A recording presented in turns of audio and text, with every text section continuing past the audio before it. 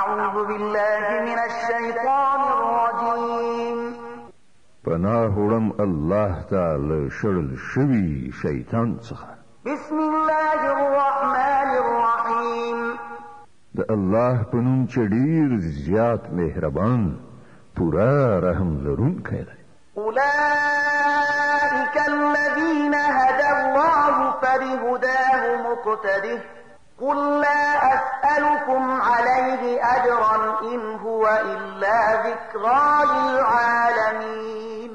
اے محمد صلی الله علیه وسلم، هغه کسان د الله له لوري هدایت میندونکي د همغو پر لار ته هم لاړ شه او وایه چې زه د دې تبلیغ او لارښوونې په وظیفه له تاسې نه د کوم اجر غوښتونکی نه یم. دا خو د ټولو نړیوالو لپاره یو عمومي نصیحت دی. وما قدر الله حق قدره إذ قالوا ما أنزل الله على بشر من شيء قل من أنزل الكتاب الذي جاء به موسى نورا وهدى للناس تجعلونه قراطيس تبدونها وتخفون كثيرا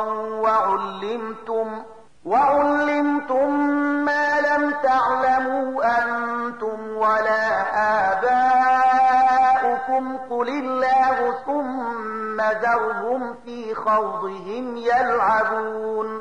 دوی د الله صحیح قدر او ستاینه نکړه چې کله چې وویل الله پر کوم انسان باندې څه نه دی نازل کړي. له دوی نه پوښتنه وکړه نو بیا هغه کتاب چې موسی علیه السلام را وړی و چې د ټولو انسانانو لپاره روښنایي او هدایت و چې تاسې هغه ټوټې کوئ، لږ څه ښکاره کوئ او ډېر څه پټوئ او د هغه په وسیله تاسې ته هغه علم درکړی شو چې نه له تاسې سره و او نه ستاسې له پلار نیکه سره. ښه نو د هغه نازلونکی څوک و؟ صرف دومره ووایه چې الله بیا یې په خپلو دلیل بازیو کې لوبو کولو ته پرېږده. وهذا كتاب أنزلناه مبارك مصدق الذي بين يديه ولتنذر أم القرى ومن حولها والذين يؤمنون بالآخرة يؤمنون به وهم على صلاتهم يحافظون. د همغه کتاب په څیر دا یو کتاب دی چې مونږ نازل کړی دی، له خیر او برکت نه ډک دی. د هغه څه تصدیق کوي چې له دنه مخکې راغلي او د دې په خاطر نازل کړی شوی دی چې تاسې د هغه په وسیله د کلیو دا مرکز یعنی مکه او د هغې په شاوخوا کې اوسېدونکي تنبیه کړئ. کوم خلک چې آخرت مني هغوی په دې کتاب ایمان راوړي او هغوی داسې دي چې د خپلو لمونځونو پابندي کوي. ومن أظلم ممن افترى على الله كذبا أو قال أوحي إلي ولم يوح إليه شيء ومن قال سأنزل مثل ما أنزل الله ولو ترى إذ الظالمون في غمرات الموت والملائكة باسطوا أيديهم أخرجوا أنفسكم اليوم تجزون عذاب الهون بما كنتم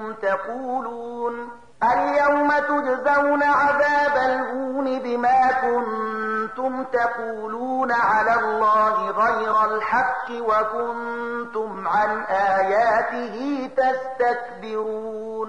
او له هغه چانه به بل لوی ظالم څوک وي چې په الله پورې د دروغ بهتان وتړي یا وایي چې پر ما باندې وحی راغلی ده په داسې حال کې چې پر هغه باندې کومه وحی نه وي نازله کړی شوي، یا هغه څوک چې د الله د نازل کړي شي په مقابله کې وایي چې زه به هم داسې شی نازل کړم. کاش کې ته ظالمان په هغه وخت کې ولیدلی شي چې هغوی د ځنکدن په سختیو کې غوټې وهونکي وي او په رښتې په لاس غځولو ورته ویونکي وي چې راوړئ وباسئ خپله ساه. نن به تاسې ته د هغو خبرو په مجازات کې رسوا کوونکی عذاب درکړی شي چې تاسې په الله پورې د ناحقه تور په ټپلو کولې او د هغه د آیاتونو په مقابل کې مو سرغړونې څخه کار اخیست. ولقد جئتمونا فرادا كما خلقناكم أول مرة وتركتم ما خولناكم وراء ظهوركم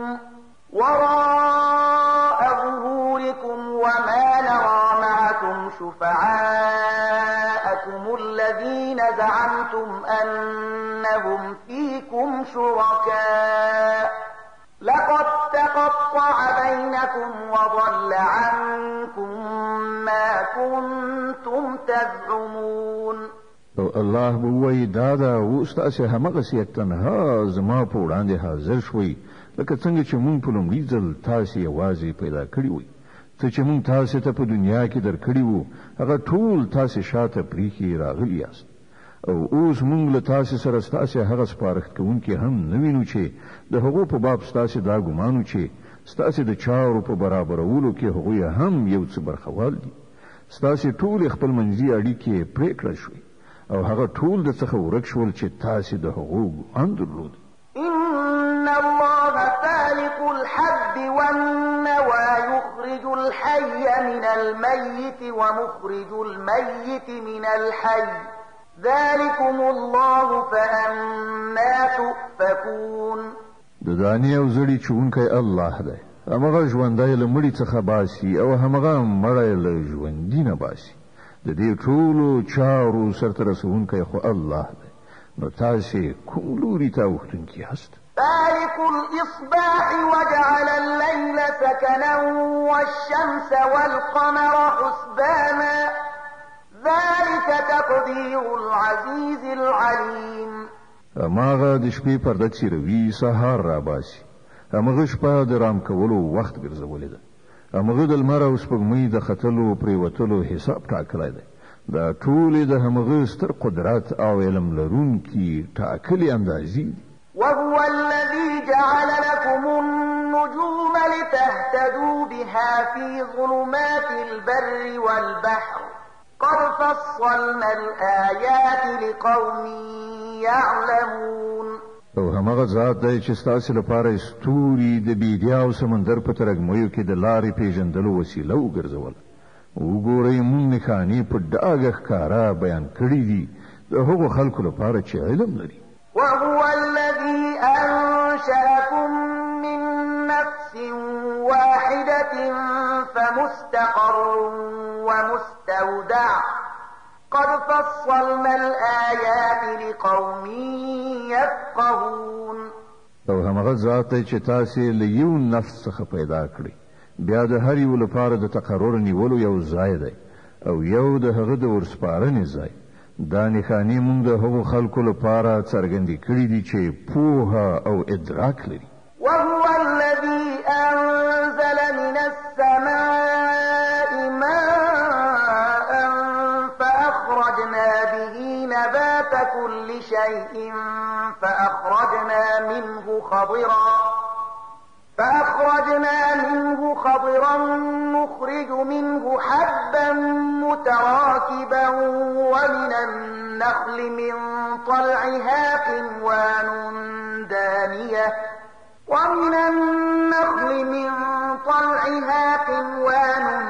دانية وجنات من أعناب والزيتون والرمان مشتبها وغير متشابه انظروا إلى ثمره إذا أثمر وينعه إن في ذلكم لآيات لقوم يؤمنون.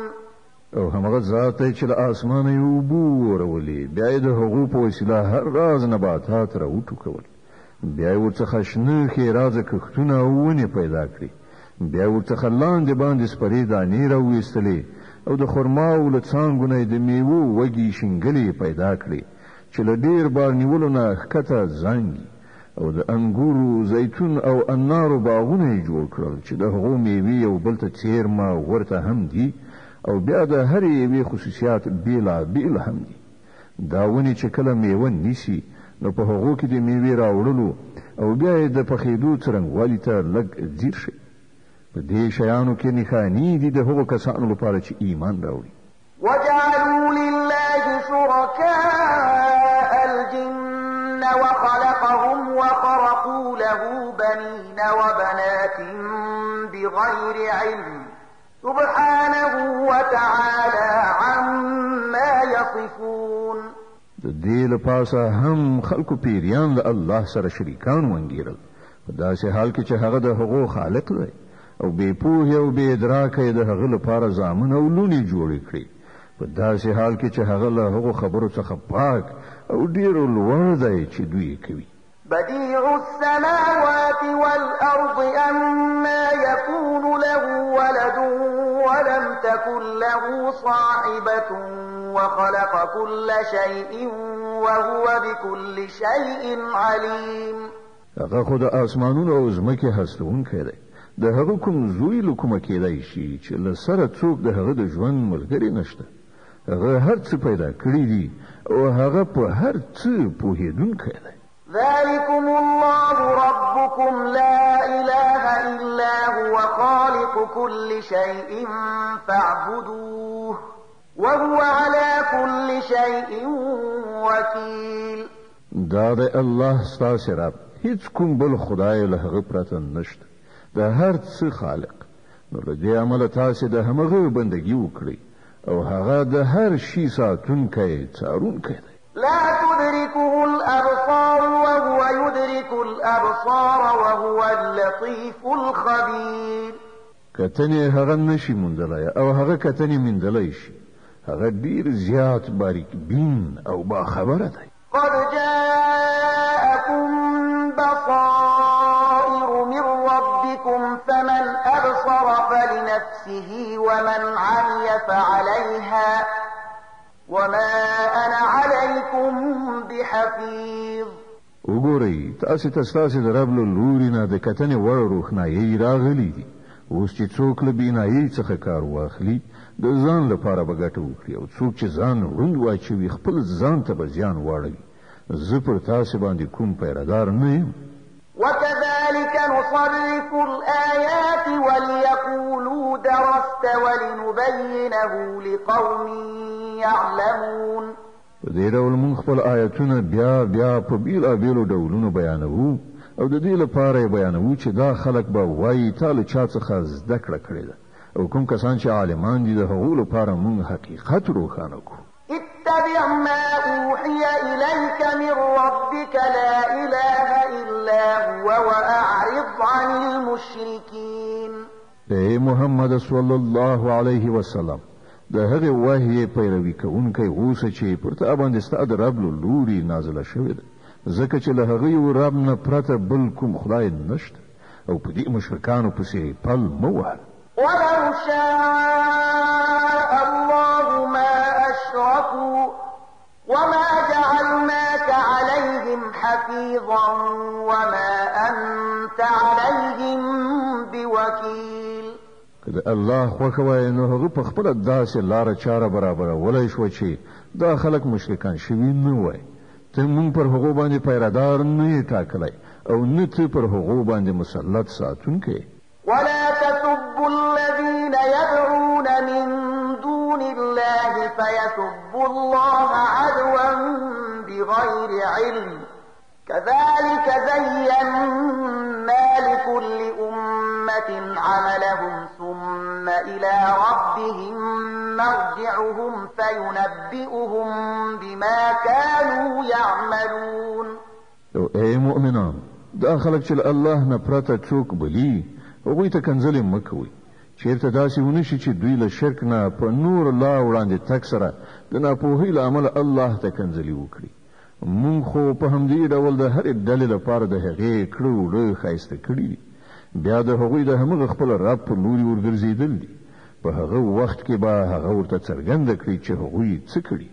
وأقسموا بالله جهد أيمانهم لئن جاءتهم آية ليؤمنن بها قل إنما الآيات عند الله وما يشعركم أنها إذا جاءت لا يؤمنون.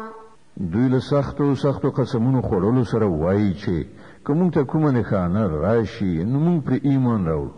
اے محمد صلی الله علیه وسلم دوی ته وایي چې نښانې خو له الله سره دي او تاسو څنګه وپوهول شئ چې که نښانې را هم شي نو دوی ایمان راوړونکي نه دي.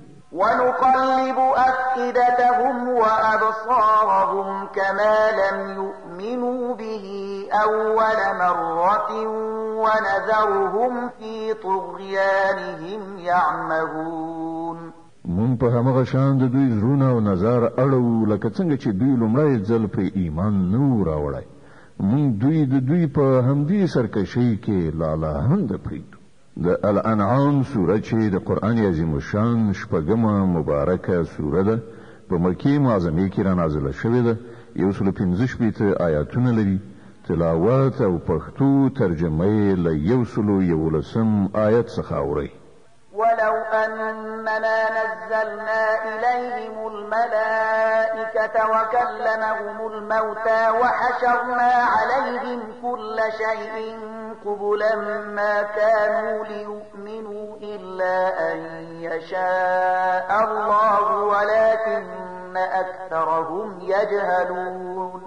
کوم پر دوی باندې پرختي هم نازل کړي وای او مړو له دوی سره خبرې کړي وای او د ټول نړۍ شیان مو د دوی تر نظر لاندې راغون کړي وای بیا هم دوی ایمان راوړونکي نو مګر دا چې د خدای هم دا غوښتنه وی چې هغوی د ایمان راوړي او زیاتره خلک د ناپوهۍ خبرې کوي.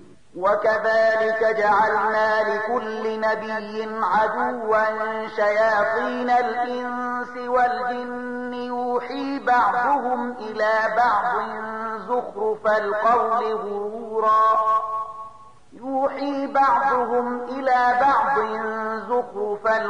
غرورا ولو شاء ربك ما فعلوه فذرهم وما يفترون.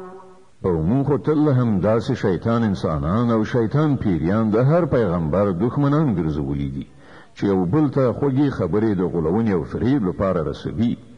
که ستا د رب اراده دا وایي چې هغوی د داسې ونه کړي نو هغوی به هیڅکله داسې نه کول. نو ته هغوی په خپل حال پرېږده چې په دروغو تړلو کې اخته وي. ولتصغى إليه أفئدة الذين لا يؤمنون بالآخرة وليرضوه وليقترفوا ما هم مقترفون. مون هغوی ته د دې هر څه کولو وخت زکه ورکو چې کوم خلک چې په آخرت باندې ایمان نه لري د هغوی زړونه د دې غولونکي ښکلا په لوري مایل وي او هغوی پرې خوښ شي او د هغو ناوړو چارو په کړو لاس پورې کړي چې هغوی کول غواړي.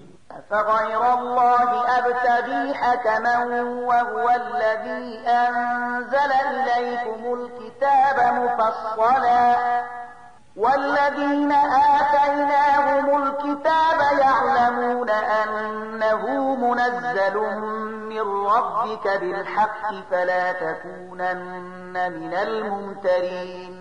آیا زل الله نه پرته کوم بل فیصله کوونکی ولټوم په داسې حال کې چې هغه تاسو ته پوره مفصل کتاب لېږلی دی او کوم خلکو ته چې مونږ له تا نه مخکې کتاب ورکړی وو هغوی پوهیږي چې دا کتاب ستا د همغه رب له لوري په حق نازل شوی دی. نو له دې کبله ته له شک کوونکو څخه مه کېږه. وتمت كلمة ربك صدقا وعدلا لا مبدل لكلماته وهو السميع العليم. ستا د رب وینا د رښتینولۍ او عدالت په اعتبار بشپړه ده. هیڅوک د هغه د فرمانونو بدلونکی نه دی او هغه د هر څه اوریدونکی او په هر څه پوهیدونکی دی. وإن تطع أكثر من في الأرض يضلوك عن سبيل الله إن يتبعون إلا الظن وإن هم إلا يخرصون. او اے محمد صلی الله علیه وسلم کته د هغو خلکو د اکثریت په خلو کار وکړي چې په ځمکه کې میشته دي نو هغوی به تا د الله له لارې نه واړوي. هغوی خو صرف په ګمان روان او د انګیرنو برابرونکي دي. إن ربك هو أعلم من يضل عن سبيله وهو أعلم بالمهتدين. په حقیقت کې ستا رب ډېر ښه پوهیږي چې څوک د هغه له لارې اوښتي دي او څوک په سمه لاره برابر دي. فكلوا مما ذكر اسم الله عليه إن كنتم بآياته مؤمنين. نو که تاسو د الله په آیاتونو ایمان لرئ نه په کوم څاروي باندې چې د حلالولو په وخت کې د الله نوم اخیستل شوی وي د هغه غوښه وخورئ. وما لكم ألا تأكلوا مما ذكر اسم الله عليه وقد فصل لكم ما حرم عليكم إلا ما اضطررتم إليه وإن كثيرا ليضلون بأهوائهم بغير علم إن ربك هو أعلم بالمعتدين. خنو څه دلیل دی چې تاسو هغه څه نه خورئ چې پر هغه باندې د الله نوم اخیستل شوی وي په داسې حال کې چې د کوم شیانو استعمال چې الله له اضطراري حالاتو نه پرته په نورو ټولو حالاتو کې حرام کړی دي د هغو تفصیل تاسو ته درښودلی دی. زیاتره خلک داسې دي چې له علم نه پرته صرف د خپلو خواهشاتو په اساس ګمراه کوونکې خبرې کوي. ستا رب دا له حده تېرېدونکي ډېر ښه پېژني. وذروا ظاهر الإثم وباطنه إن الذين يكسبون الإثم سيجزون بما كانوا يقترفون. تاسو هم له ښکارا ګناهونو څخه ځان وژغورئ او هم له پټو څخه. څوک چې د ګناه کسب کوي هغوی به د خپلې دغې ګټې مجازات ومومي. ولا تأكلوا مما لم يذكر اسم الله عليه وإنه لفسق وإن الشياطين ليوحون إلى أوليائهم ليجادلوكم وإن أطعتموهم إنكم لمشركون. او کوم څاروي چې د الله د نوم په اخیستلو نوي ذبح کړی شوي د هغه غوښه مه خورئ. دا کار فسق دی. شیطانان د خپلو ملګرو په زړونو کې شکونه او اعتراضونه اچوي تر څو چې هغوی له تاسو سره شخړه وکړي. خو که تاسو د هغوی اطاعت ومانئ تاسو به په باوري توګه مشرکان یاست. أَوَمَنْ كَانَ مَيْتًا فَأَحْيَيْنَاهُ وَجَعَلْنَا لَهُ نُورًا يَمْشِي بِهِ فِي النَّاسِ كَمَنْ مَثَلُهُ فِي الظُّلُمَاتِ لَيْسَ بِخَارِجٍ مِنْهَا كَذَلِكَ زُيِّنَ لِلْكَافِرِينَ مَا كَانُوا يَعْمَلُونَ. آیا هغه څوک چې مخکې مړو بیا موږ ورته ژوند وباښه او هغه رڼا مو ورکړه چې د هغې په وړانګو کې هغه د خلکو په منځ کې د ژوند لاره وهي د هغه چا په څیر کېدی شي چې په ترږمیو کې غورځېدلی وي او په هیڅ شان ورڅخه وتونکی نه وي. د کافرانو لپاره په همدې توګه د هغوی کړه وړه ښایسته کړی شوي. وكذلك جعلنا في كل قرية أكابر مجرميها ليمكروا فيها وما يمكرون إلا بأنفسهم وما يشعرون. او په همدې ډول مونږ په هر سیمه کې د هغې غټ غټ مجرمان بوخت کړي دي چې هلته د خپل مکر او ټګۍ جالو غوړوي. اصلا هغوی د خپل ټګۍ په لومه کې په خپله نښتي دي خو له هغوی سره د دې شعور نشته. وَإِذَا جَاءَتْهُمْ آيَةٌ قَالُوا لَن نُّؤْمِنَ حَتَّى نُؤْتَىٰ مِثْلَ مَا أُوتِيَ رُسُلُ اللَّهِ اللَّهُ أَعْلَمُ حَيْثُ يَجْعَلُ رِسَالَتَهُ سَيُصِيبُ الَّذِينَ أَجْرَمُوا صَغَارٌ عِندَ اللَّهِ وَعَذَابٌ شَدِيدٌ بِمَا كَانُوا يَمْكُرُونَ. کله چې هغو ته کوم آیت راشي نو هغوی وایي مونږ به یې تر هغه پورې ونه منو تر څو چې په خپله مونږ ته هغه څه را نه کړی شي چې د الله رسولانو ته ورکړی شوي دي. الله ډېر ښه پوهېږي چې چېرته خپله پیغمبري غوره کړي. هغه وخت نږدې دی چې د مجرمان د خپلو ټګیو په مجازات کې د الله په وړاندې له رسوایۍ او سخت عذاب سره مخامخ شي. فمن يرد الله أن يهديه يشرح صدره للإسلام ومن يرد أن يضله يجعل صدره ضيقا حرجا كأنما يصعد في السماء كذلك يجعل الله الرجس على الذين لا يؤمنون. نو دا حقیقت دی چې الله د لارښودنې اراده وکړي د هغې سینه د اسلام لپاره پرانیزي او څوک چې وغواړي ګمراه کړي د هغې سینه تنګوي او داسې ساه بندیږي لکه چې د آسمان په لور پورته کیږي. په دې توګه الله له حق څخه د تېښتې او کرکې ناپاکي پر هغو کسانو مسلطوي چې ایمان نه راوړي. وهذا صراط ربك مستقيما قد فصلنا الآيات لقوم يذكرون. په داسې حال کې چې دا لاره ستا د رب سمه لاره ده او د هغه نښانې د هغو خلکو لپاره څرګندې کړای شوي دي چې نصیحت مني. لهم دار السلام عند ربهم وهو وليهم بما كانوا يعملون. د هغوی لپاره د هغو له رب سره د سلامتیا کور دی او هغه د هغې سمې کړنچارې له امله د هغوی سرپرست دی چې هغوی غوره کړې ده. ويوم يحشرهم جميعا يا معشر الجن قد استكثرتم من الإنس وقال أولياؤهم من الإنس ربنا استمتع بعضنا ببعض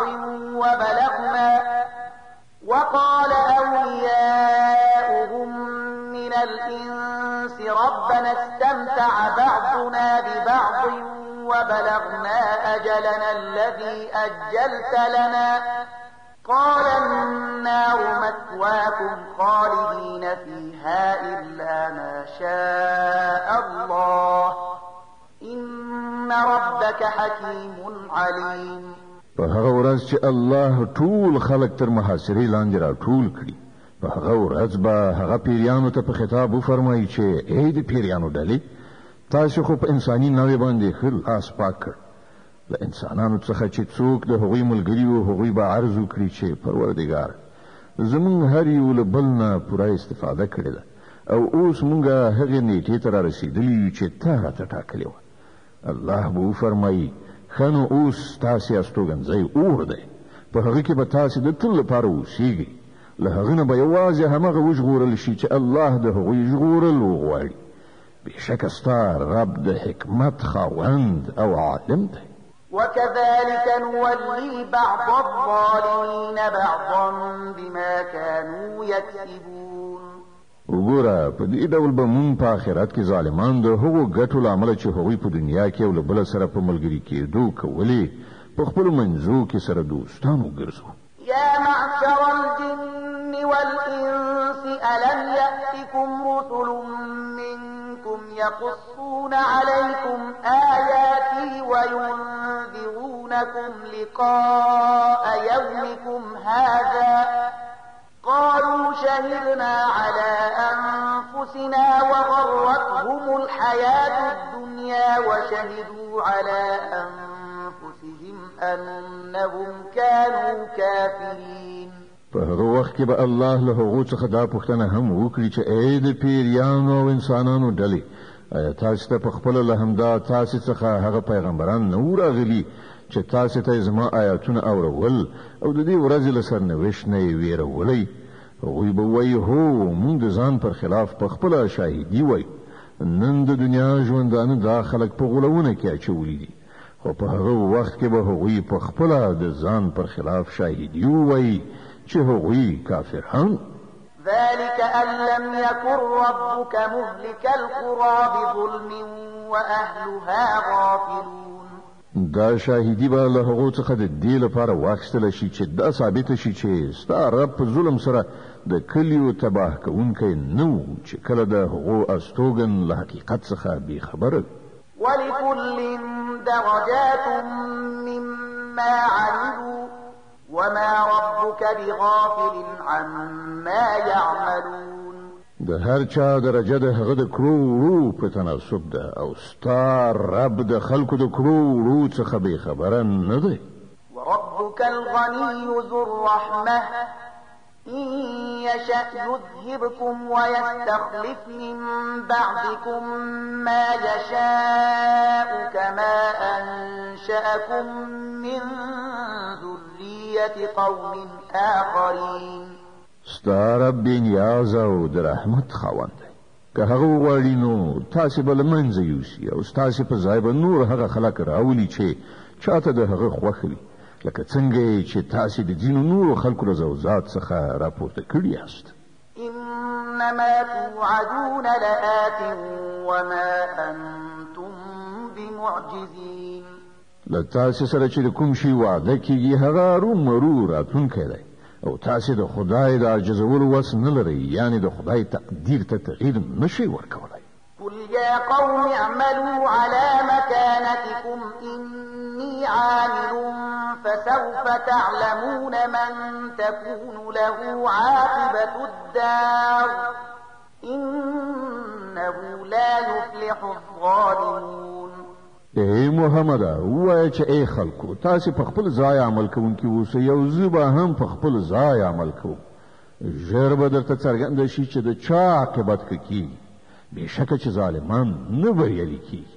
وجعلوا لله مما ذرأ من الحرث والأنعام نصيبا فقالوا هذا لله بزعمهم وهذا لشركائنا فما كان لشركائهم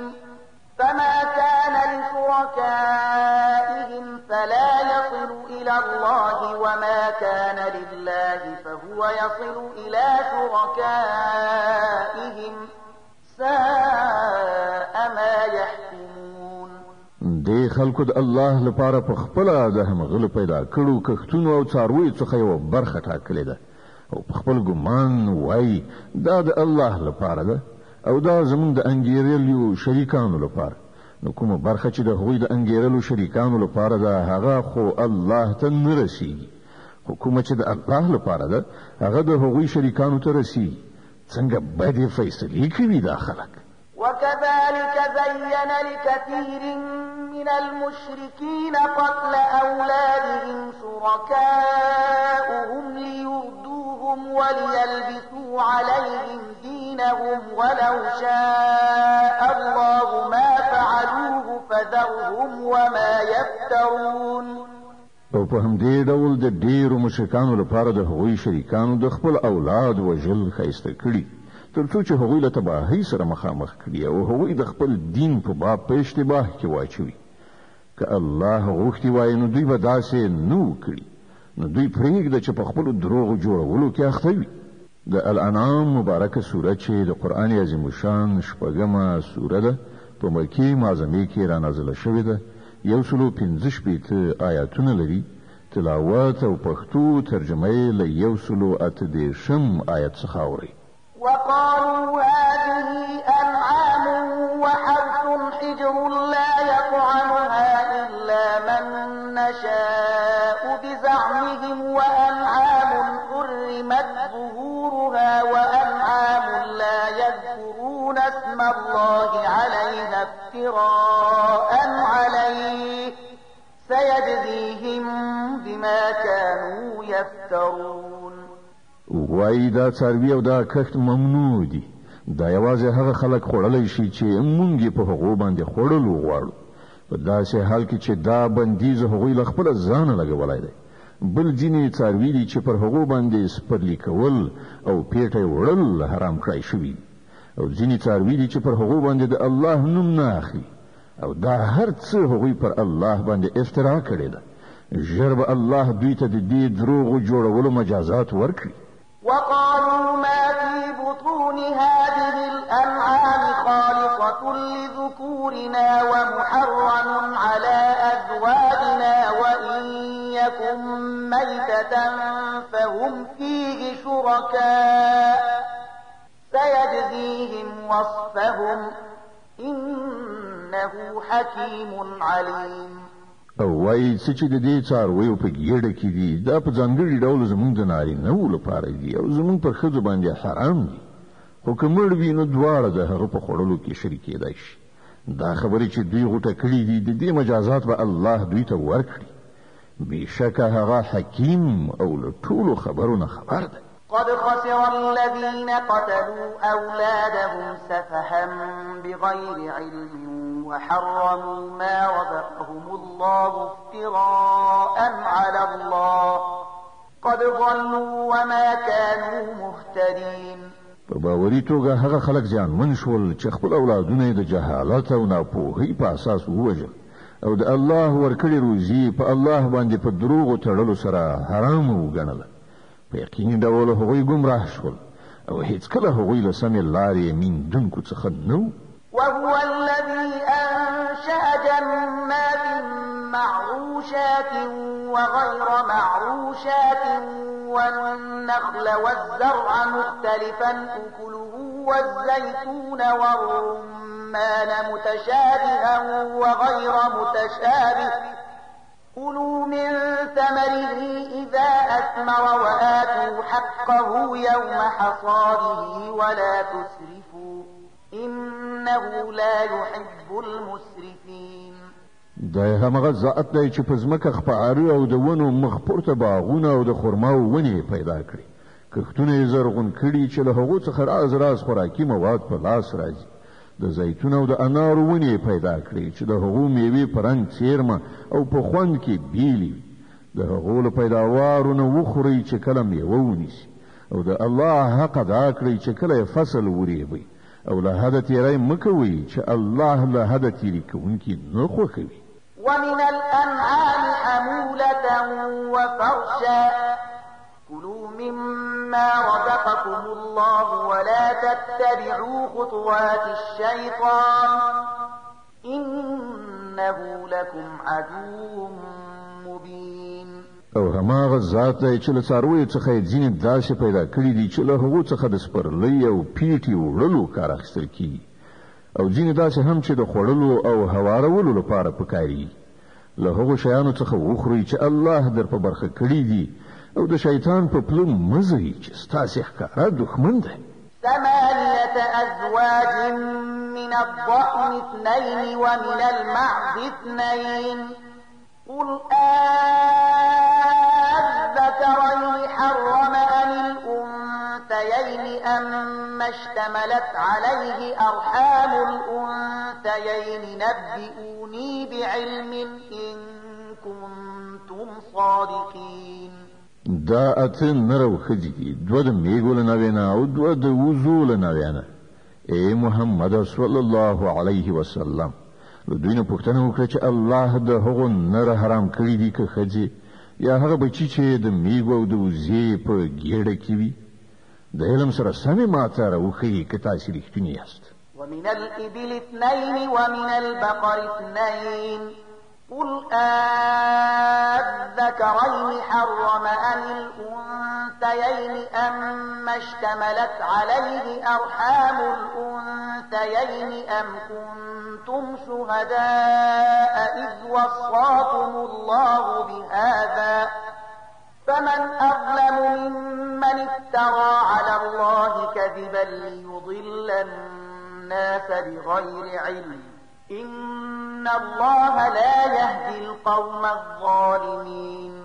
او همدغه راز 2 د اوښ له نوې نه او 2 د غوایي له نوې نه دي. پوښتنه وکړه د دوی نر خدای حرام کړي دي که ښځې، یا هغه بچی چې د اوښ یا غوا په ګېډه کې وي. آیا تاسې په هغه وخت کې موجود وئ چې الله د هغو د حرام والي حکم درکړی و؟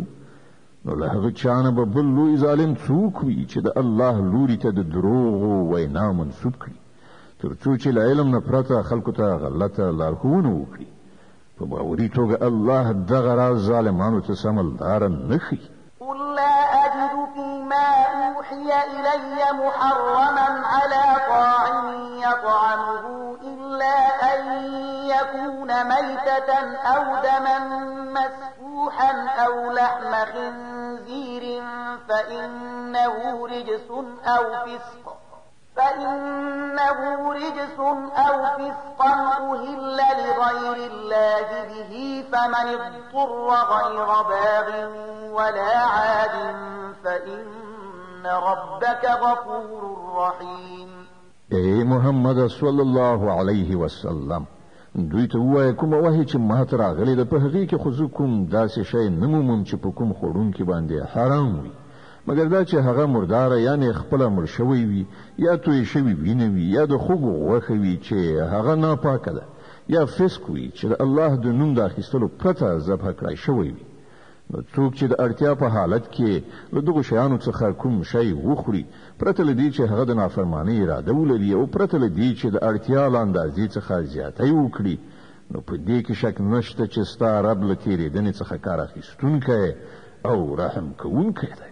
وعلى الذين هادوا حرمنا كل ذي ظفر ومن البقر والغنم حرمنا عليهم شحومهما إلا ما حملت ظهورهما أو الحوايا أو ما اختلط بعظم ذلك جزيناهم ببغيهم وإنا لصادقون. او کوم خلکو چې يهودیت غوړه کړ پر هغه باندې مونږ ټول نوکانو والا جناور حرام کړیو او د غویانو او پسونو واز ده هم له هغې نه پرته چې د هغو په پختیو یا د هغو په کلمو یا په هډوکو پورې نښتي وي دا مونږ د هغو د سرغړونې سزا هغوی ته ورکړې وه او دا څه چې مونږ وایو بیخي رښتیا وایو. فإن كذبوك فقل ربكم ذو رحمة واسعة ولا يرد بأسه عن القوم المجرمين. اوس که هغوی تا دروغجنو ګڼي نو ورته ووایه چې ستاسې د رب د رحمت لمن ارته ده او له ګناهکارانو څخه د هغه د عذاب مخه ګرځول کېدی نشي. سيقول الذين أشركوا لو شاء الله ما أشركنا ولا آباؤنا ولا حرمنا من شيء كذلك كذب الذين من قبلهم حتى ذاقوا بأسنا قل هل عندكم من علم فتخرجوه لنا إن تتبعون إلا الظن وإن أنتم إلا تخرصون. دا مشرکان بس تاسې د دې خبرو په ځواب کې ارومرو وایي چې که الله غوښتلی نو به مونږ مشرکان شوي وو او نو به زمونږ پلار نیکه او نو به مونږ کوم شی حرام ګڼلی. د همدغه راز خبرو په جوړولو له دوی نه مخکې خلکو هم حق ته د دروغو نسبتونه کړي وو تر دې پورې چې په پای کې زمونږ د عذاب خوند وڅاک. دوی ته ووایه آیا له تاسې سره څه علم شته چې هغه مونږ ته وړاندې کړی شي؟ تاسې خو صرف په ګمان روان یاست او ځانګړې انګېرنې کوئ. قل فلله الحجة البالغة فلو شاء لهداكم أجمعين. بیا ووایه ستاسې د دې سند په مقابل کې حقیقت ته رسېدلی سند خو له الله سره دی. بېشکه که الله غوښتي وای نو تاسې ټولو ته به یې لارښوونه کړې وه. قل هلم شهداءكم الذين يشهدون أن الله حرم هذا فإن شهدوا فلا تشهد معهم ولا تتبع أهواء الذين كذبوا بآياتنا والذين لا يؤمنون بالآخرة وهم بربهم يعدلون. دوی ته ووایه چې خپل هغه شاهدان راولئ چې د دې خبرې شاهدي ووایي چې الله دا شیان حرام کړي.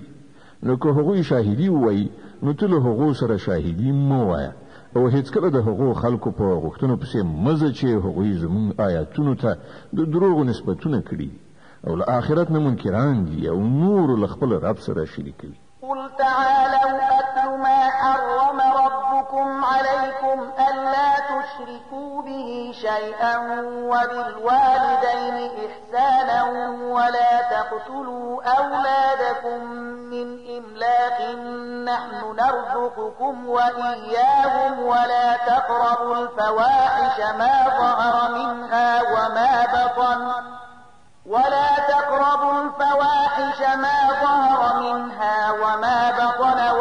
تقتلوا النفس التي حرم الله إلا بالحق ذلكم وصاكم به لعلكم تعقلون. ای محمد دوی ته وایي چې راشئ زه تاسو ته اورم چې ستاسې رب پر تاسو باندې څه بندیزونه لګولي دي. دا چې له هغه سره څوک مه شریکوئ، له مور او پلار سره ښه چارچلند وکړئ، خپل اولاد د مفلسۍ له ویرې مه وژنئ، موږ تاسو ته هم روزي درکوو او هغو ته به یې هم ورکړو. او فواحشو یعنې کبیره ګناهونو ته مه ورنږدې کیږئ او هغه نفس چې الله هغه محترم ګرځولی دی مه وژنئ مګر په حق سره. دا خبرې دي چې د دې لارښودنه هغه تاسو ته کړې ده. تاسو باید له پوهې او ادراک نه کار واخلئ.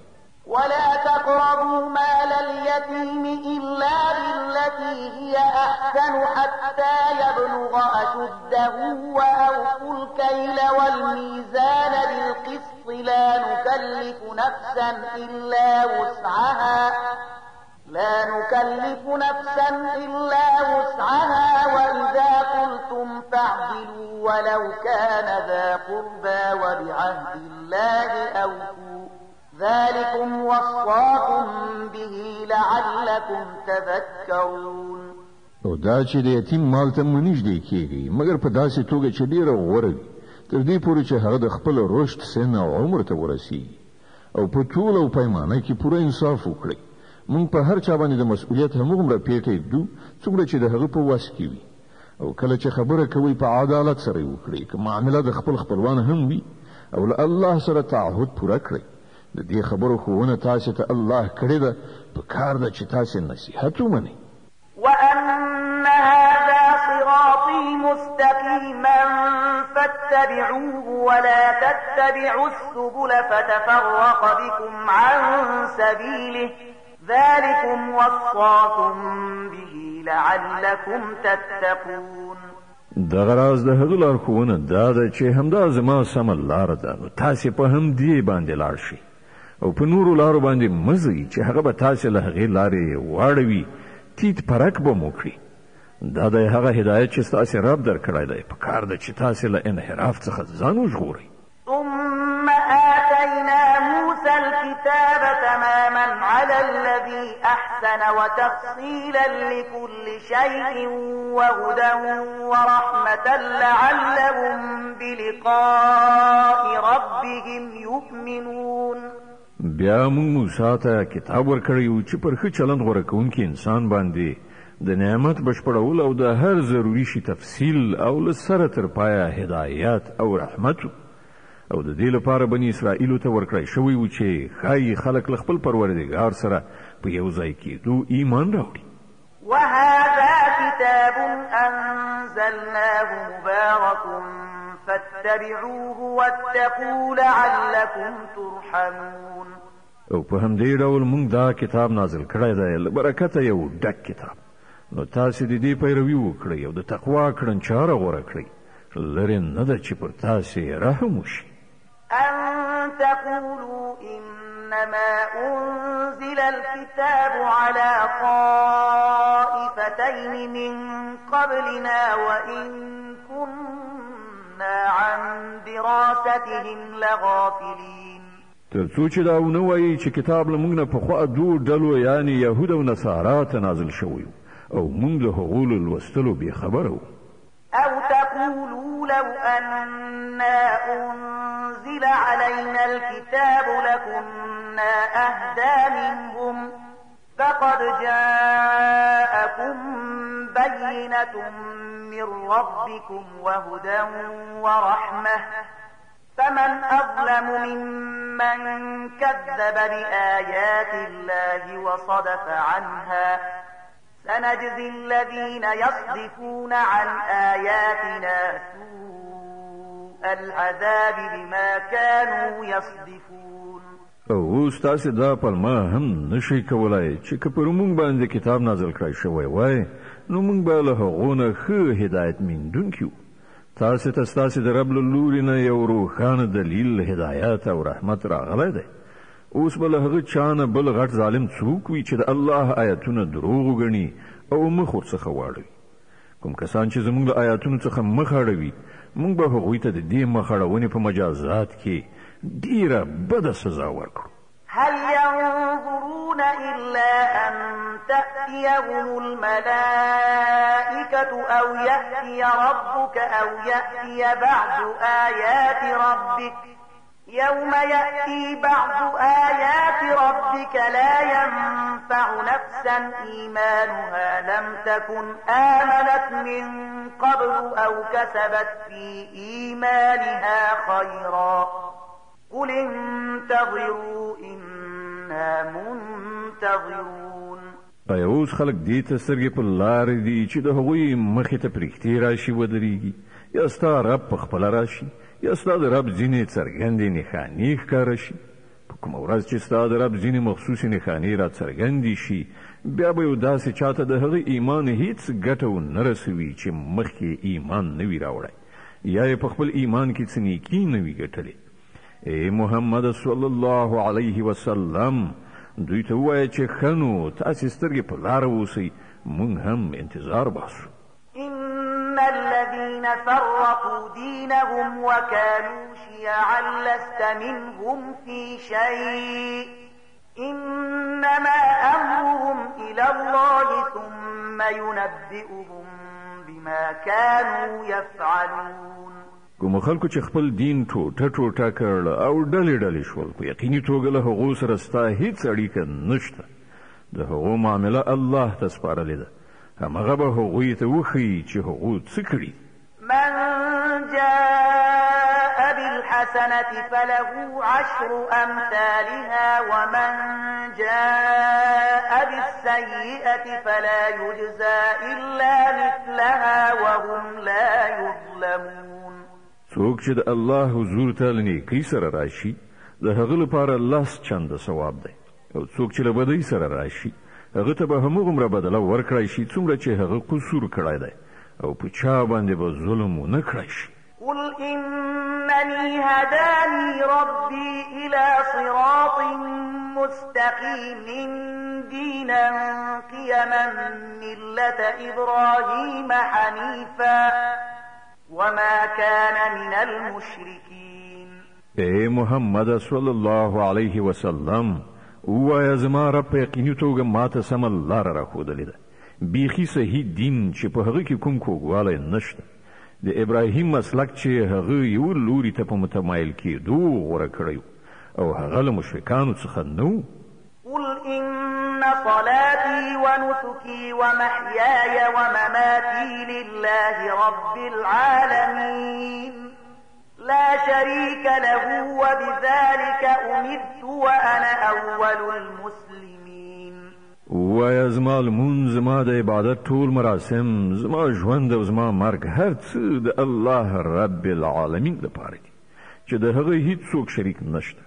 د همغه امر ماته شوی دی او تر ټولو لومړی د اطاعت سره ټیټونکی زه یم. قل أغير الله أبغي ربا وهو رب كل شيء ولا تكسب كل نفس إلا عليها ولا تزر وازرة وزر أخرى ثم إلى ربكم مرجعكم فينبئكم بما كنتم فيه تختلفون. ویا آیا زه له الله نه پرته کوم بل رب ولټوم په داسې حال کې چې همغه د هر څه رب دی. هر څوک چې څه ګټي د هغه مسؤل هغه په خپله دی. هیڅ پیټی پورته کوونکی د بل پیټی نه پورته کوي. بیا ستاسې ټولو د خپل رب لوري ته ورګرځېدل دي. په هغه وخت کې به هغه ستاسې د شخړو حقیقت تاسې ته دروښیي. وهو الذي جعلكم خلائف الأرض ورفع بعضكم فوق بعض درجات ليبلوكم فيما آتاكم إن ربك سريع العقاب وإنه لغفور رحيم.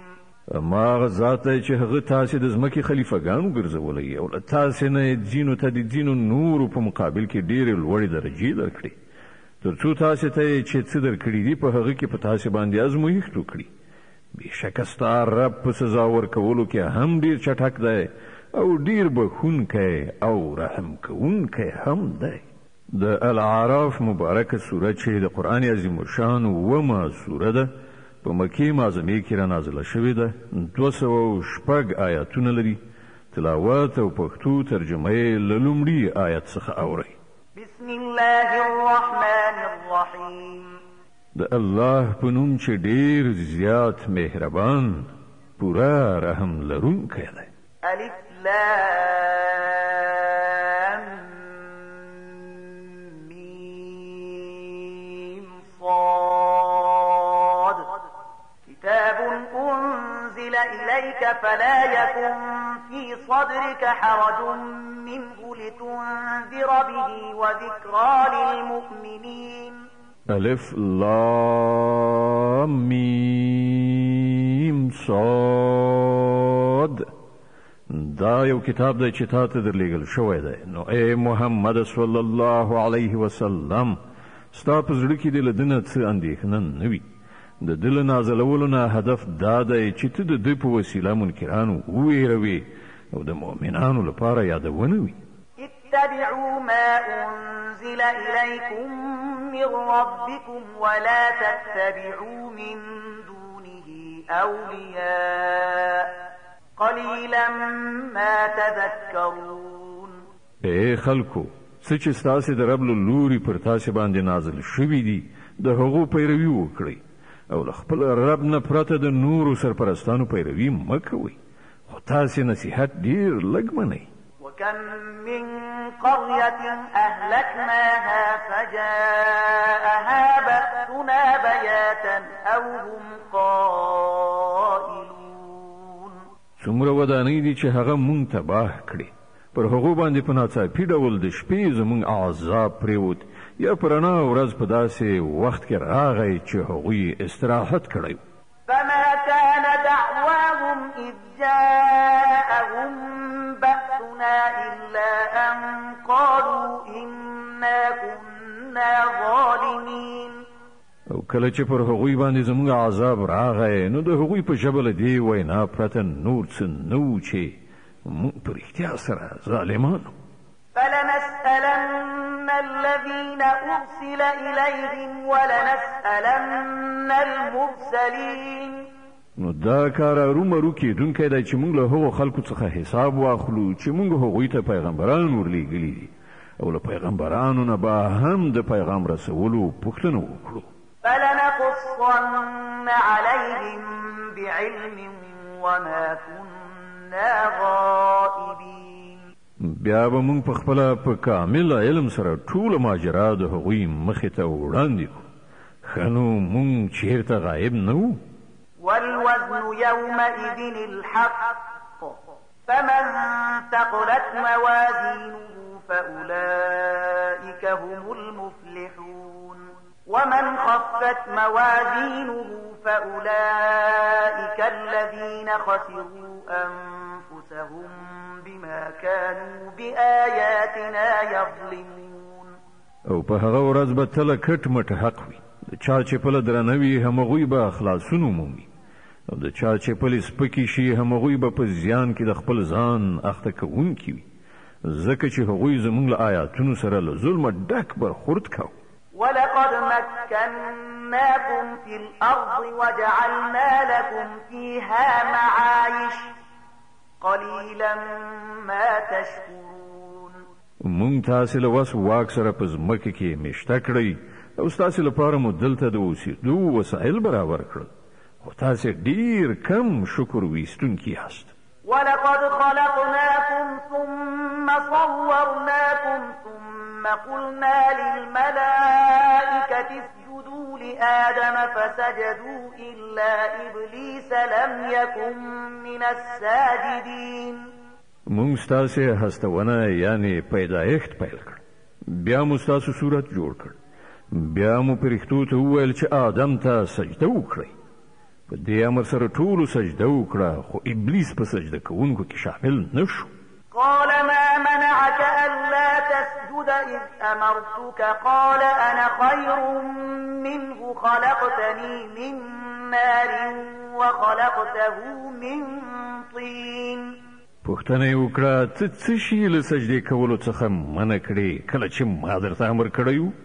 وی ویل زه له هغه نه غوره یم، تا زه له اوره پیدا کړی یم او هغه له خټې څخه.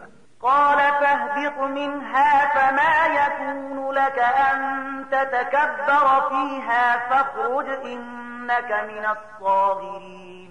الله فرمایل خنو ته له دې ځایه کوز شه، ته حق نه لرې چې دلته د لویۍ غرور وکړې، ووځه چې په حقیقت کې ته له ذلیل شوو څخه یې.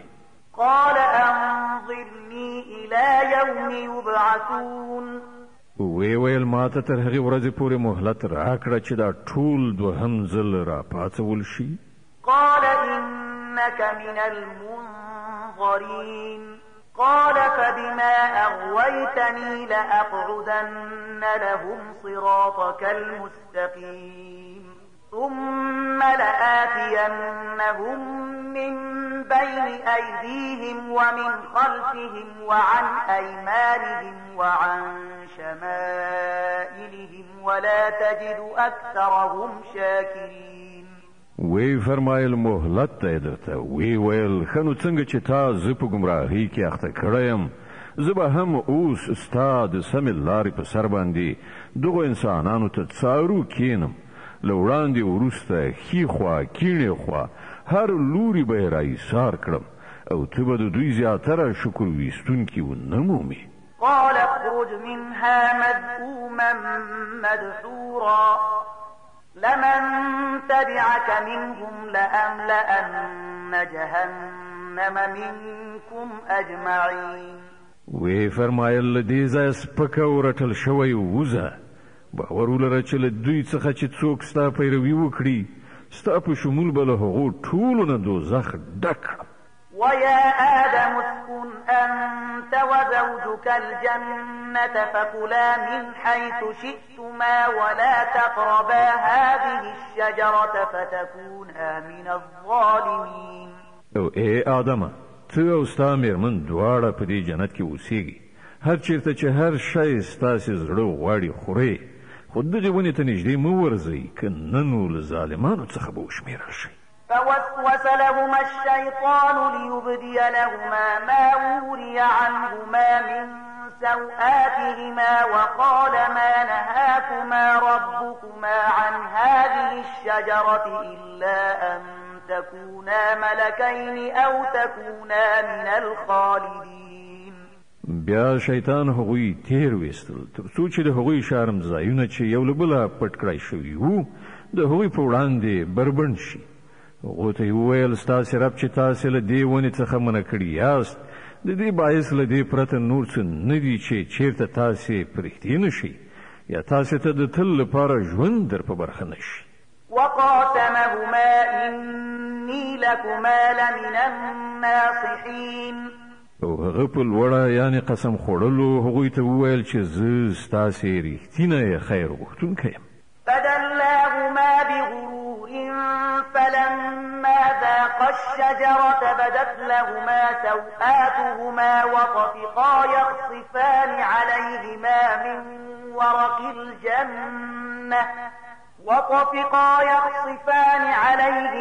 من ورق الجنة وناداهما ربهما ألم أنهكما عن تلكما الشجرة وأقل لكما إن الشيطان لكما عدو مبين. په دې توګه په غولولو سره هغه دواړه کرار خپل لارې ته راواړول.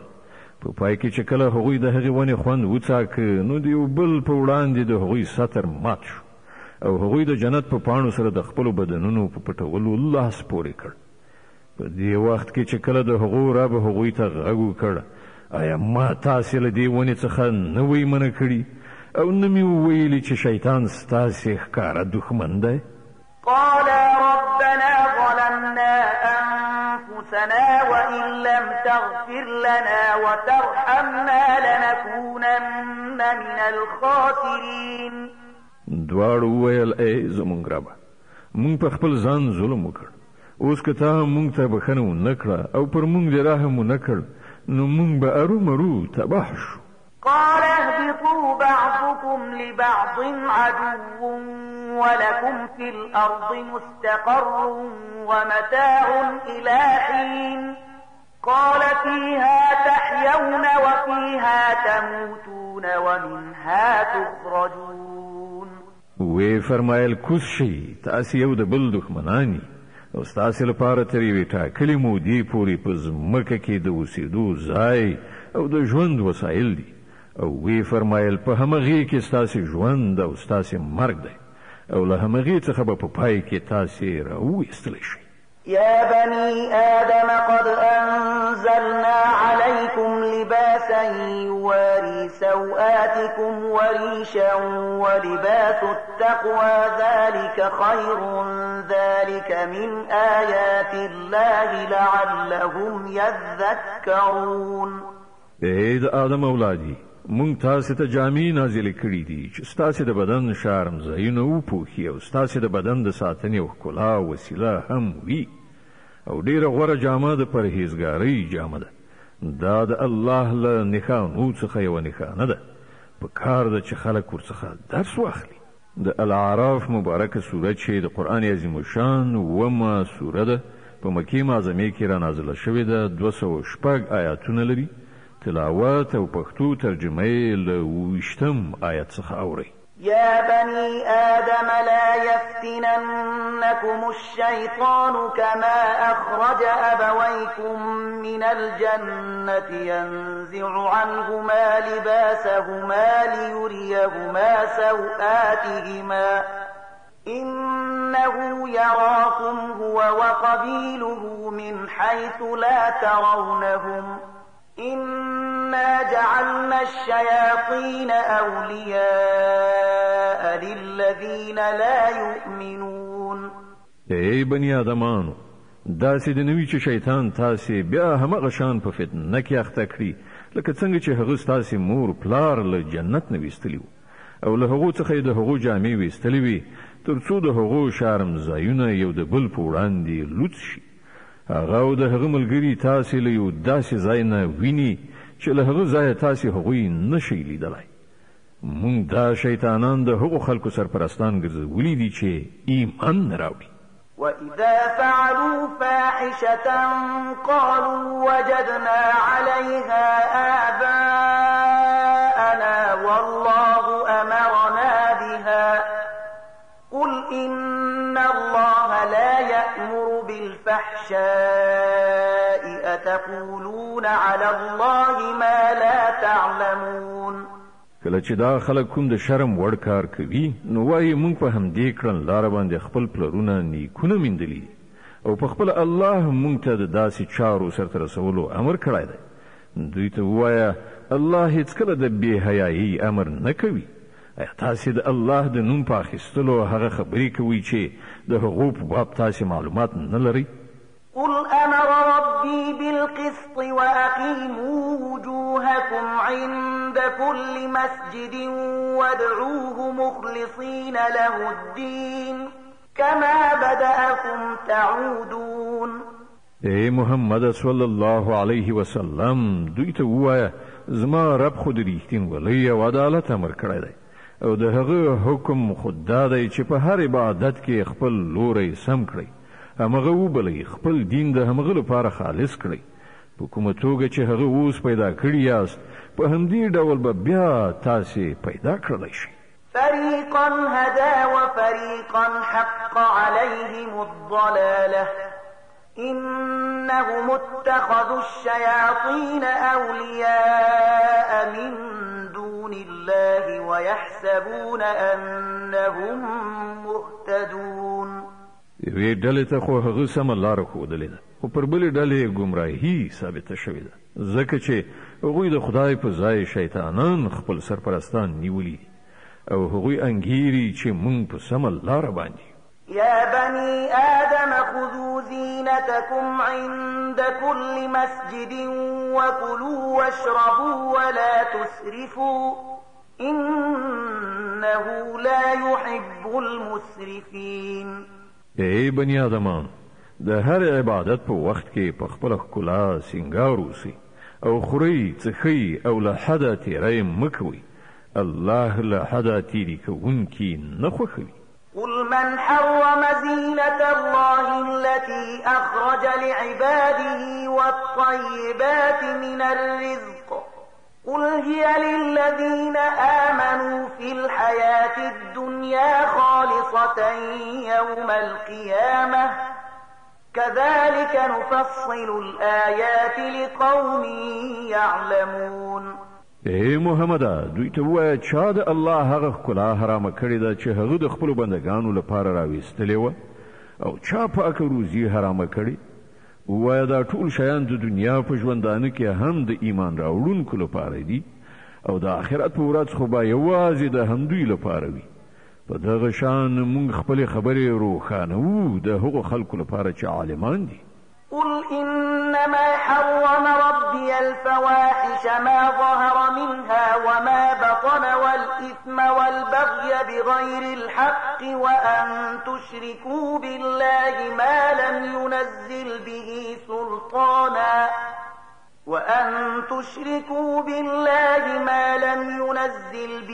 سلطانا وأن تقولوا على الله ما لا تعلمون.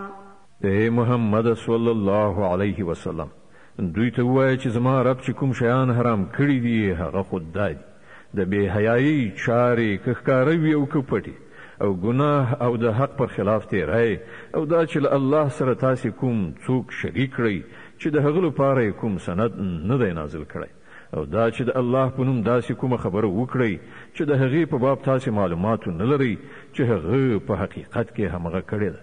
ولكل أمة أجل فإذا جاء أجلهم لا يستأخرون ساعة ولا يستقدمون. د هر قوم لپاره د مهلت یوه نیټه ټاکلې ده. بیا چې کله د کوم قوم وخت او نیټه پوره کیږي او پوره 1 ساعت وروسته والی او مخکې والی به هم پکې نه راځي. او دا خبره الله د مخلوق پیدا کولو په پیل کې په ډاګه ښکاره کړې وه. يا بني آدم إما يأتينكم رسل منكم يقصون عليكم آياتي فمن اتقى وأصلح فلا خوف عليهم ولا هم يحزنون. اے بني آدمان په یاد ولرئ که چېرته تاسې ته په خپله له تاسې نه داسې پیغمبران راشي چې تاسو ته زما آیاتونه اوروي نو څوک چې له سرغړونې څخه ډډه وکړي او خپله کړنچاره سمه کړي د هغه لپاره څه ویره او کړاو نشته. والذين كذبوا بآياتنا واستكبروا عنها أولئك أصحاب النار هم فيها خالدون.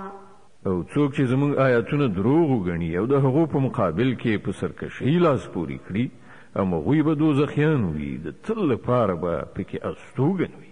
فمن أظلم ممن افترى على الله كذبا أو كذب بآياته أولئك ينالهم نصيبهم من الكتاب حتى إذا جاءتهم رسلنا يتوفونهم قالوا أين ما كنتم تدعون من دون الله قالوا ضلوا عنا وشهدوا على أنفسهم أنهم كانوا كافرين. ښکاره خبره ده چې له هغه چا نه به بل غټ ظالم څوک وي چې سراسر د دروغو خبرې د الله لور ته منسوبې کړي یا د الله رښتینې آیاتونه دروغ وګڼي. داسې خلک به د خپل تقدیر د لیکنې سره سمه خپله برخه ومومي ان تر دې چې هغه ساعت به راشي چې کله زموږ لیږل شوي پرښتې د هغو د ساګانو اخیستلو لپاره ورسیږي په هغه وخت کې به هغوی ورڅخه پوښتنه وکړي چې راوښیي اوس چیرته دي ستاسې هغه معبودان چې تاسې هغه د خدای په ځای بلل؟ هغوی به ووایي چې ټول له موږ نه ورک شول او هغوی به په خپله د ځان په خلاف شاهدي ووایي چې موږ په رښتیا سره له حق نه منکران. قال ادخلوا في قد خلت من قبلكم من الجن والإنس في النار كلما دخلت أمة لعنت أختها حتى إذا اداركوا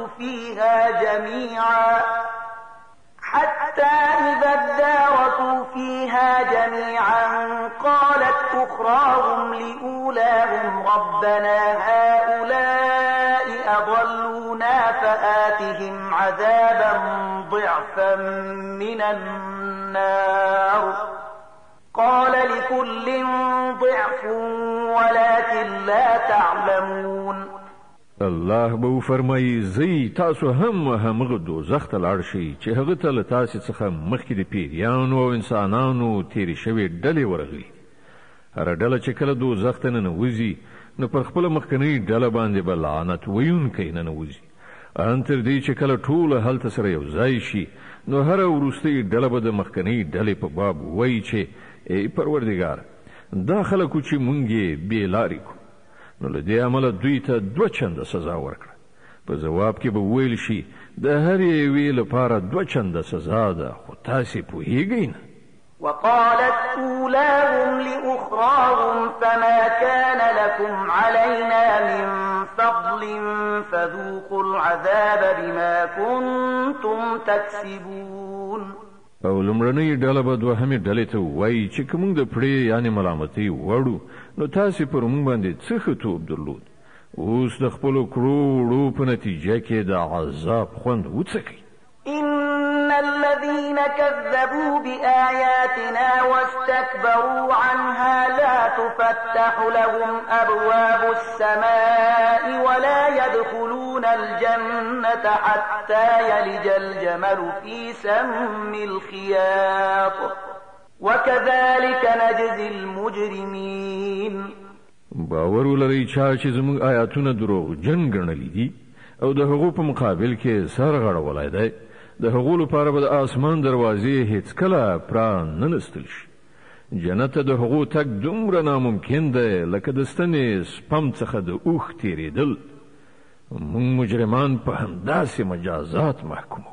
لهم من جهنم مهاد ومن فوقهم غواش وكذلك نجزي الظالمين.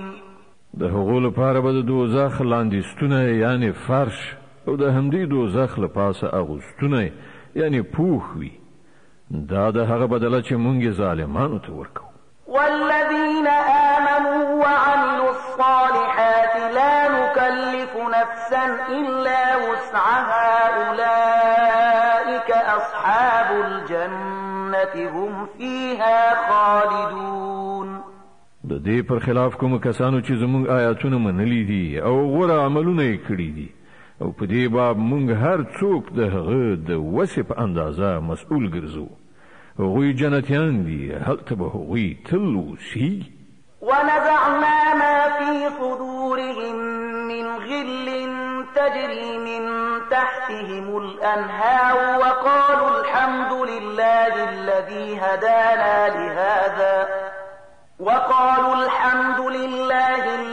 هدانا لهذا وما كنا لنهتدي لولا أن هدانا الله لقد جاءت رسل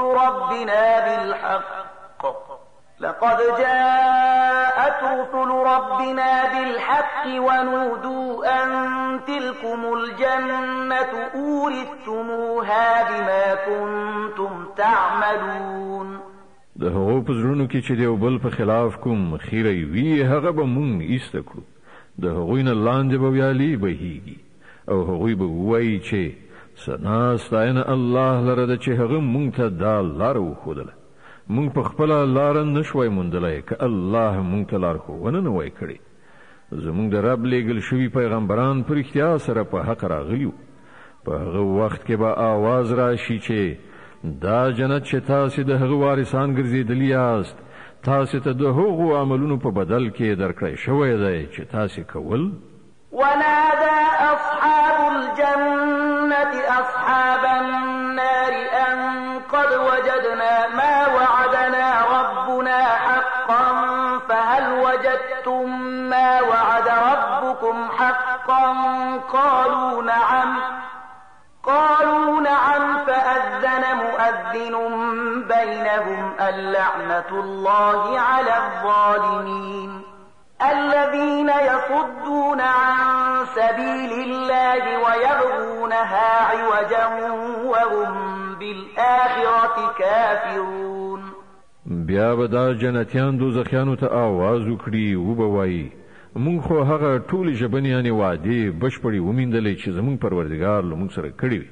آیا تاسې هم هغه ژبنې وعدې پوره ومیندلې چې ستاسې رب کړې وي؟ هغوی به ځواب ورکړي هو. په دې وخت کې به یو आवाज کوونکی د هغوی په منځ کې نارې کړي چې د خدای لعنت دی وي پر هغو ظالمانو باندې چې د خدای له لارې نه خلک منع کول او د هغوی کوږوالی یې غوښت او له آخرت نه منکران.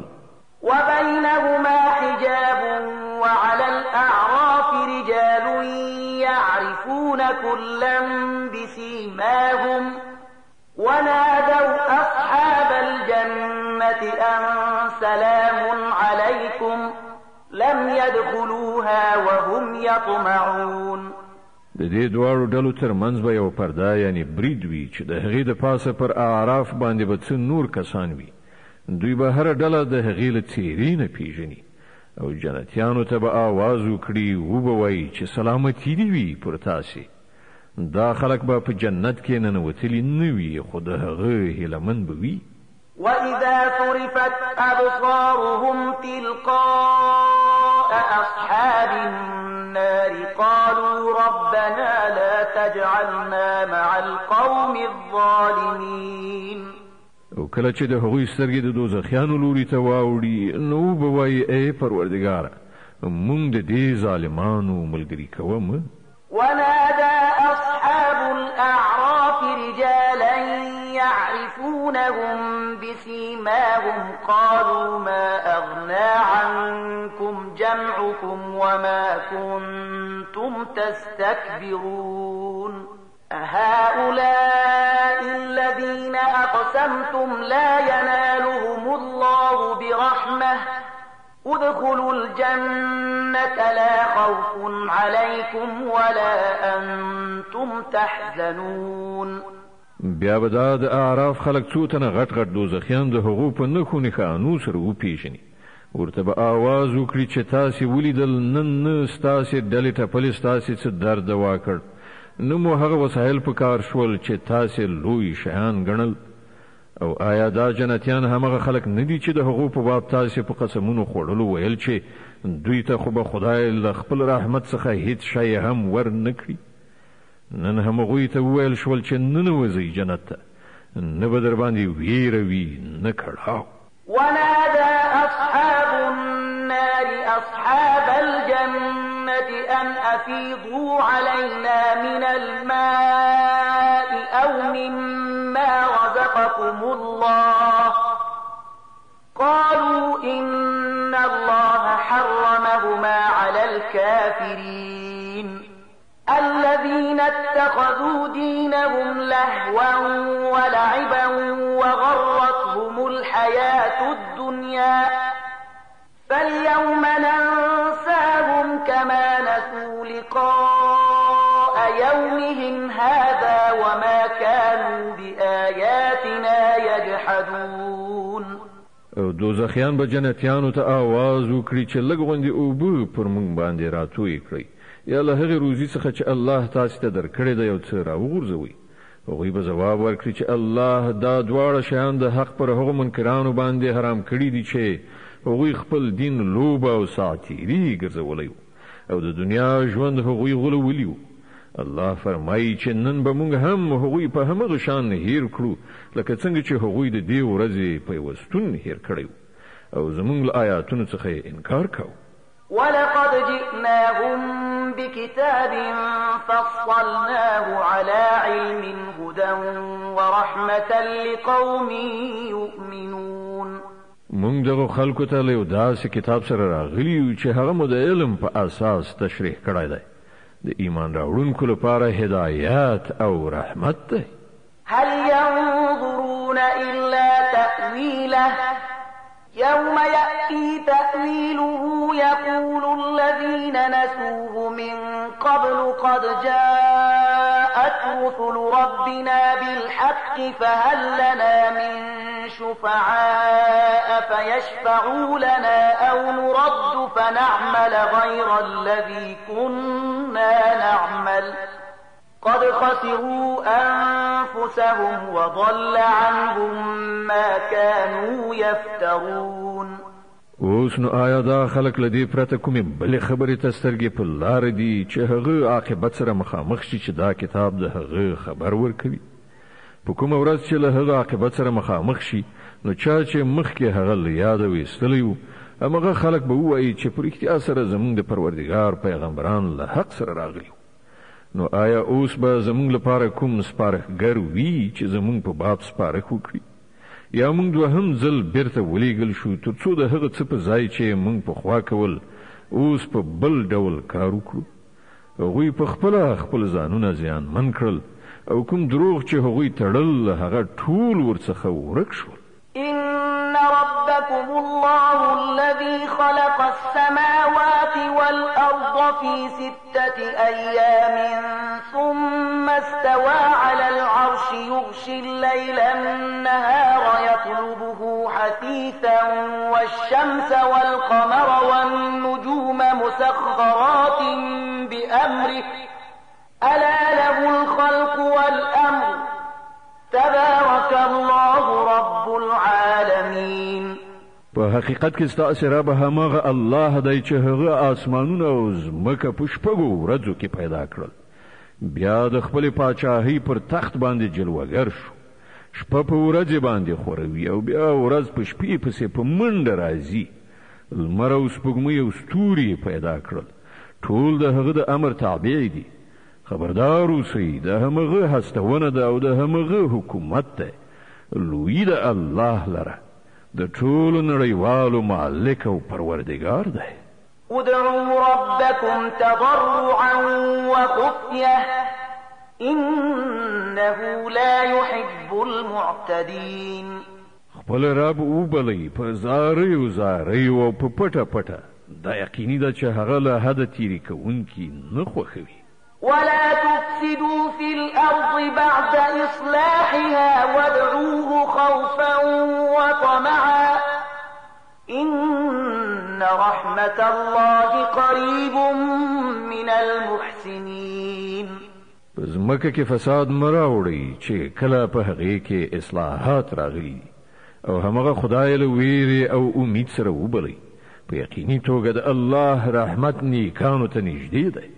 وهو الذي يرسل الرياح بشرا بين يدي رحمته حتى إذا أقلت سحابا ثقالا سقناه لبلد ميت فأنزلنا به الماء فأخرجنا به حتى إذا أقلت سحابا ثقالا سقناه لبلد ميت فأنزلنا به الماء فأخرجنا به من كل الثمرات كذلك نخرج الموتى لعلكم تذكرون. او همغه د الله ذات دی چې بادونه د خپل رحمت مخکې زیری ورکوونکي لیږي، بیا چې کله هغوی له اوبو څخه درنې شوې وریځې راالوزوي نو هغه د کومې مړې ځمکې په لوري خوځوي او هلته د باران په ورولو له همغې مړې ځمکې نه رنګارنګ میوې راباسي. وګورئ په دې ډول موږ مړي د مرګ له حالت نه راباسو. په کار ده چې تاسې له دې کتنې څخه درس واخلئ. والبلد الطيب يخرج نباته بإذن ربه والذي خبث لا يخرج إلا نكدا كذلك نصرف الآيات لقوم يشكرون. کومه ځمکه چې خوي هغه د خپل پروردګار په امر سره ښې میوې دانې راوړي او کومه کرونده چې ناکاره وي له هغې څخه له بابیزه یعنې بیکاره حاصلاتو نه پرته نور څه نه راوځي. په دې توګه موږ د هغو خلکو لپاره بیا نښانې وړاندې کوو چې شکر ویستونکي دي. لقد أرسلنا نوحا إلى قومه فقال يا قوم اعبدوا الله ما لكم من إله غيره إني أخاف عليكم عذاب يوم عظيم. مونږ نوح د هغه د قوم لوري ته ولېږه. هغه وویل ای زما قومه د الله بندګي وکړئ، له هغه پرته ستاسې هیڅ بل خدای نشته. زه پر تاسې باندې د یوې هیبتناکې ورځې له عذابه ویریږم. قال الملأ من قومه إنا لنراك في ضلال مبين. د هغه د قوم مشرانو ځواب ورکړ موږ ته خو داسې ښکاري چې ته په څرګنده ګمراهۍ کې اخته یې. قال يا قوم ليس بي ضلالة ولكني رسول من رب العالمين أبلغكم رسالات ربي وأنصح لكم وأعلم من الله ما لا تعلمون. وی ویلی زما قومه زه په کومه ګمراهۍ کې نه مخته شوی بلکې زه د رب العالمین پیغمبر یم. تاسو ته د خپل رب پیغامونه رسوم. ستاسو خیر غوښتونکی یم او ماته د الله له لوري د هغه څه معلومات راکړی شوي چې تاسو ته نه دي معلوم. أو عجبتم أن جاءكم ذكر من ربكم على رجل منكم لينذركم ولتتقوا ولعلكم ترحمون. ایا تاسو په دې خبره حیران شوي چې تاسو ته په خپل ستاسو د قوم نه دی او سړي په وسیله ستاسو د رب یادونه راغله ترڅو چې ستاسو پاملرنه راواړوي او تاسو له انحراف نه ځان وژغورئ او پر تاسو رحم وشي. فكذبوه فأنجيناه والذين معه في الفلك وأغرقنا الذين كذبوا بآياتنا إنهم كانوا قوما عمين. خو هغوی هغه دروغجن وګاڼه. په پای کې مونږ هغه او د هغه ملګرو ته په یو بیړۍ کې نجات ورکړ او هغه خلک مو غرق کړل چې هغوی زمونږ آیاتونه دروغ ګڼلي. په باوري توګه هغوی وړاندو. صدق الله العظیم. الله ستر رښتیا ویونکی دی.